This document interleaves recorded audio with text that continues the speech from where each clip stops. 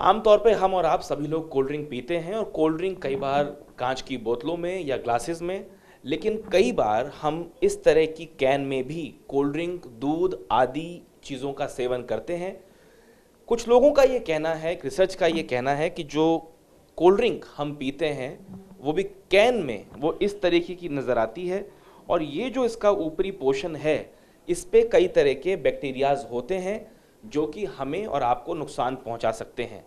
कई तरह की बीमारियां हो सकती हैं और कई गंभीर बीमारियां भी हो सकती हैं। इस पूरे बात को, इस पूरे मामले को समझने के लिए हमारे साथ डॉक्टर विशाल सक्सेना हैं।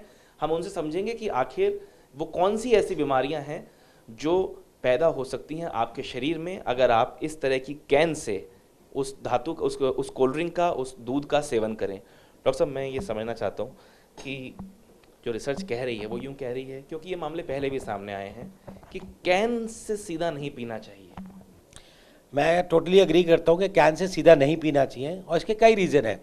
ये जो कैंस होते हैं बेसिकली जैसे फैक्ट्री से निकले, उसके बाद ये किसी भी कंटेनर में आ सकते हैं।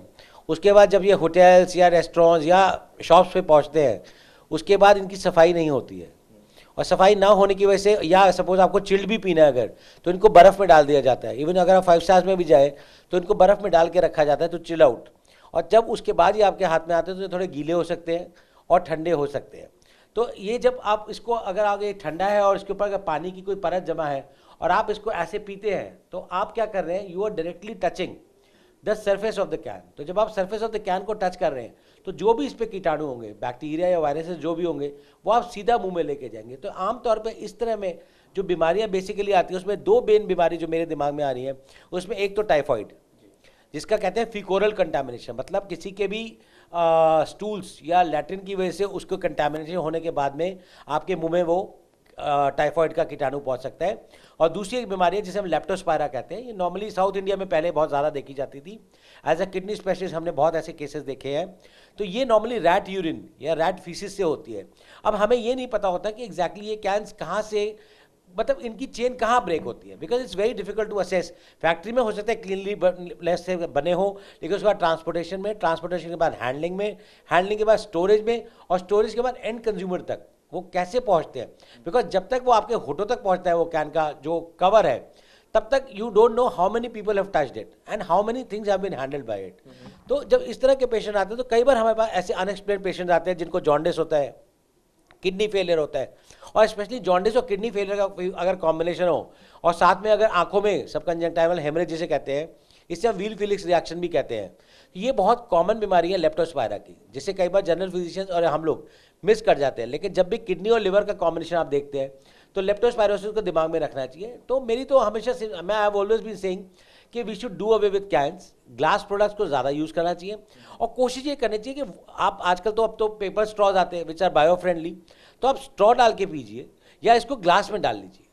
तो उससे आपका ये डर भी खत्म हो जाएगा और आप जो ये पीने के, आपको जो टाइफाइड और ये बैक्टीरिया और ये वायरसेस और लेप्टोस्पायरा वगैरह का डर है वो आपका कम भी हो जाएगा।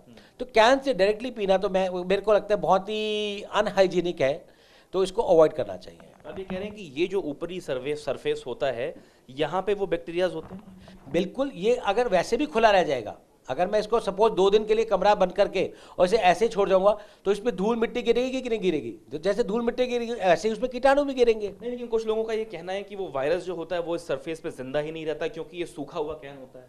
तो मैं आपको ये बताना चाहूँगा कि आप इसको कभी भी गर्म तो नहीं पियोगे, पियोगे तो ठंडा करके पियोगे। तो या तो फ्रिज से निकाल के पियोगे या इसको बर्फ़ में डाल के पियोगे। अगर आपने बर्फ़ के सरफेस से इसको टच कर दिया और ये वेट रहा या मॉइस्ट रहा तो डेफिनेटली इसमें बैक्टीरिया वायरस उगने के चांसेस हो सकते हैं। सो आई एम नॉट डिनाइंग कि वो लोग भी जो कह रहे हैं सूखा, बट क्या इसको आप कभी हॉट उससे निकालते हो? क्या कभी इसको माइक्रोवेव करके निकालते हो? नहीं निकालते हो। तो ये सरफेस तो आपके अनक्लीन ही रहेंगे। तो अधिकांश तौर पे जो जानवर हैं जैसे चूहे हैं या जो दूसरे डॉग्स हैं, उनकी यूरिन से या उनके स्टूल या यूरिन से ये कंटामिनेट होते हैं। तभी लेप्टोस्पायरोसिस जो है साउथ में पहले बहुत कॉमन हुआ करता था, अब नॉर्थ में भी दिखने लगा है। बट हमारे क्लिनिकल प्रैक्टिस में being in north India predominantly हम इतने केसेस नहीं देखते हैं, लेकिन डायग्नोज जरूर कर पाते हैं बिकॉज किडनी इन्वॉल्वमेंट होती है, इसमें लिवर इन्वॉल्वमेंट होती है, तो काफ़ी केसेस हम पकड़ लेते हैं। ठीक है। तो ये आप देख रहे हैं कि जो डॉक्टर विशाल सक्सेना बता रहे हैं कि सीधे तौर पे बहुत ध्यान रखने की ज़रूरत है। इस तरीके की कैंस को जब आप पीते हैं, चाहे वो कोल्ड ड्रिंक हो, दूध हो, लस्सी या छाछ हो, तो अवॉइड करना चाहिए, क्योंकि इस सरफेस पे सीधे तौर पे इस तरह के बैक्टीरियल इन्फेक्शंस एग्जिस्ट करते हैं, क्योंकि कई जगह से, फैक्ट्री से लेके, रीफिलिंग से लेके आपके घर पहुंचने तक ये कई हाथों से गुजरता है। और ऐसे में संभव है कि अगर प्रॉपर हाइजीन का ख्याल ना रखा जाए तो ये बैक्टीरियल इन्फेक्शन आपके पेट तक, आपकी किडनी और लिवर तक पहुंच सकता है, जो कि आपकी सेहत के लिए बहुत हानिकारक हो सकता है। लेप्टोस्पायरोसिस नाम की एक बीमारी, जो कि आमतौर पे यूं कहें कि कॉमन है भी और नहीं भी, क्योंकि बहुत कम केसेस इसके देखने को मिलते हैं। ये बीमारी होती है चूहों के यूरिन की वजह से, उनके स्टूल की वजह से और उससे फैलने वाले बैक्टीरियल इन्फेक्शन की वजह से। वो हमारे पेट तक, हमारी किडनी लिवर तक कैसे पहुंचता है हम ये समझेंगे, लेकिन उससे पहले आपको बता दें कि ये मामला इसलिए सामने आया है क्योंकि इस तरह की जो कैंस हम सीधे अपने मुंह से लगा के पीते हैं, चाहे वो दूध हो, छाछ हो, कोल्ड ड्रिंक हो या फिर कोई अन्य पदार्थ, जो भी तरल पदार्थ हम सीधे कैन से अपने मुंह में लगा के पीते हैं, इससे हमें इन्फेक्शन होने के चांसेस रहते हैं। इस पूरे मामले को समझने के लिए हमारे साथ डॉक्टर धीरेन्द्र गुप्ता हैं। सर, मैं ये समझना चाहूँगा कि जो रिसर्च कह रही है, वो कह रही है कि ये पोषण अगर हमारे मुंह में लगेगा तो हम किडनी लिवर तक इन्फेक्शन हमारा जा सकता है। देखिए, सबसे पहले बात लेप्टोस्पायरोसिस की बात करें। आपने बात की है कि अगर लेप्टोस्पायरोसिस इस कैन के ऊपर है तो आपको इन्फेक्ट कर सकता है, राइट। तो मेरे को ऐसा लगता है बड़ा भ्रामक है, मतलब ये मिसगाइडिंग स्टेटमेंट है। सबसे पहले हम बात करें कि लेप्टोस्पायरोसिस हमें मालूम है कि एक बैक्टीरिया सॉर्ट ऑफ है जो अंदर आपको इन्फेक्ट कर सकता है लिवर, और ये एक डेंजरस बीमारी है, ये हर कोई अंडरस्टैंड करता है ये। अब हमारा जो दूसरा प्रश्न है, क्या अगर लेप्टोस्पायरोसिस इसके ऊपर चिपक जाए, क्योंकि हमें मालूम है कैंस कैसे रखे रहते हैं। आप किसी भी मार्केट में जाओ, कैंस जो है अनकवर्ड से कंटेमिनेटेड, और रात को हो सकता है चूहे जो हैं उस पर यूरिनेट करते हैं, और ये एक थ्योरी है इस जो आपने स्टेटमेंट दिया है। अगर हम मान भी लें कि ये कंटेमिनेटेड हो चुका है, सबसे पहली बात, कंटेमिनेशन के बाद अगर ये ड्राई हो गया है, फिर कोई चांस नहीं है कि इसको लेप्टोस्पायरोसिस में सर्वाइव करेगा। तो लेप्टोस्पायरोसिस को कॉन्स्टेंटली वाटर चाहिए, तभी वो सर्वाइव कर सकता है। बहुत ही रेयर पॉसिबिलिटी है, मतलब मैं कहूँगा कि बहुत ही थ्योरेटिकल पॉसिबिलिटी है कि सबसे पहले ये कंटेमिनेंट हो, चलो मान भी ले कंटेमिनेंट हो गया। दूसरा, कोई भी पीने वाला इंसान है वो इसको बिल्कुल पानी से अंदर भरा हुआ है, ऊपर भरा हुआ है, और उसको वो पी ले, उसको क्लीन ना करे। अगर उसको आप ड्राई कर लेते हो तो कोई कारण नहीं है कि आपको लेप्टोस्पायरोसिस होगा। तीसरा, लेप्टोस्पायरोसिस गैस्ट्रिक रेजिस्टेंट होता है।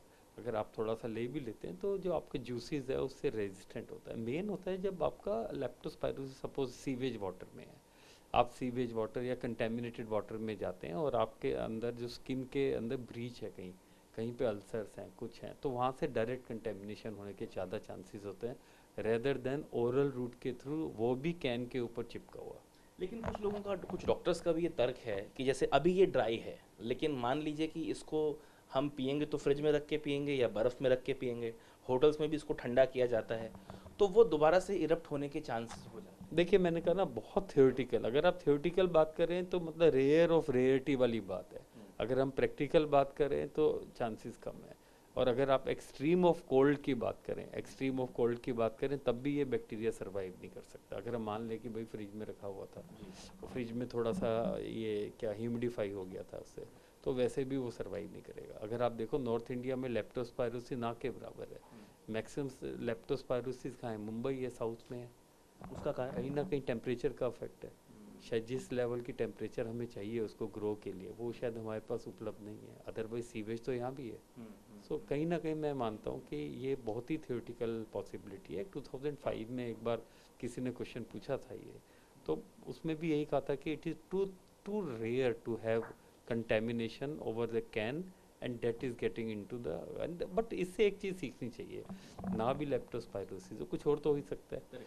रैट का यूरिन अगर कंटेमिनेट करके, हो सकता है कुछ बग्स हैं जो शायद नहीं ड्राई से डाइड अप होते हैं, तो आपको क्लीन तो करना चाहिए। अगर मीन्स शायद वो जो लिटरेचर आप बता रहे हैं हो सकता है गलत हो, लेकिन उससे एक चीज़ सीखनी चाहिए, चाहे उस बहाने से एक चीज़ सीखनी चाहिए कि हमें इसको क्लीन करके ड्राई करके पीना चाहिए। ठीक है। तो सीधे तौर पे डॉक्टर धीरेन का कहना है कि ज़रूरी नहीं है कि इस सरफेस पे जो जर्म्स हों, जो बैक्टीरियाज हों, वो हमें नुकसान पहुंचाएं, लेकिन फिर भी साफ़ सफाई का, हाइजीन का ख्याल हमें रखना होगा जब जब हम इस तरह के एल्युमिनियम जो टिन्स होते हैं इनका इस्तेमाल या कैंस का इस्तेमाल अपने तरल पदार्थों का सेवन करने के लिए लेते हैं। चेतन के साथ शिवांग माथुर, TV9 भारतवर्ष, दिल्ली।